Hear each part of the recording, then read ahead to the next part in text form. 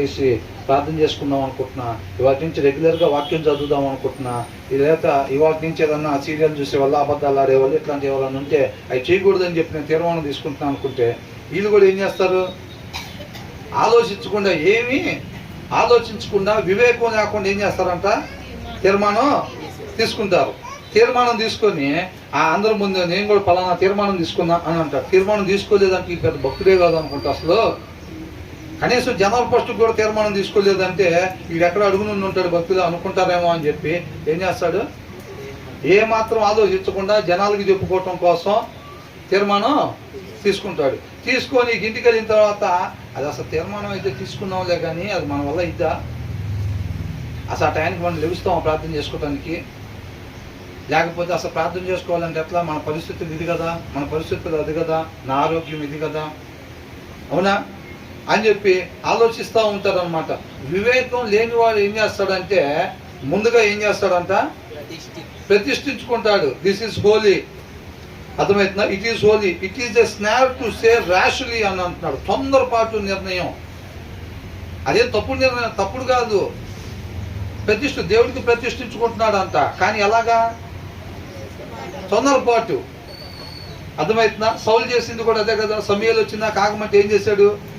తొందరపడ్డాడు. తొందరపడే వాళ్ళు ఎవరంట?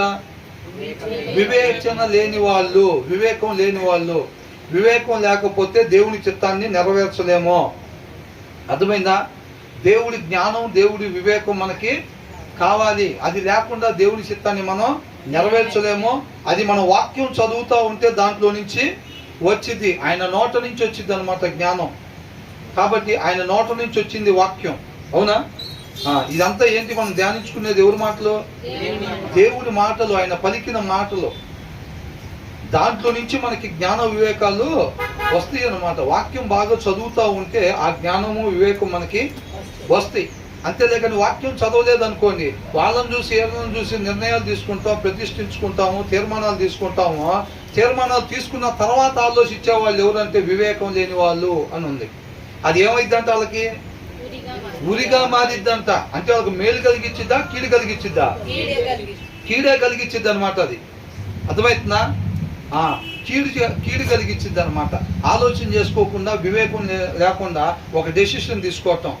దేవుడి కోసమే కదా బ్రదర్, వాక్యానుసారం ఉండాలనే కదా పొద్దున్నే లేసి ప్రార్థన చేసుకున్నామని రోజు వాక్యం చదువు. ఆలోచించామా? ఏమన్నా ఆలోచించామా? సిద్ధపాటు అయ్యామా? ఆయన పాదాల చెంత పెట్టామా? ఏముండదు. Immediate decision. ముందు ఆలోచన చేసుకోకుండా ముందు నిర్ణయం తీసుకొని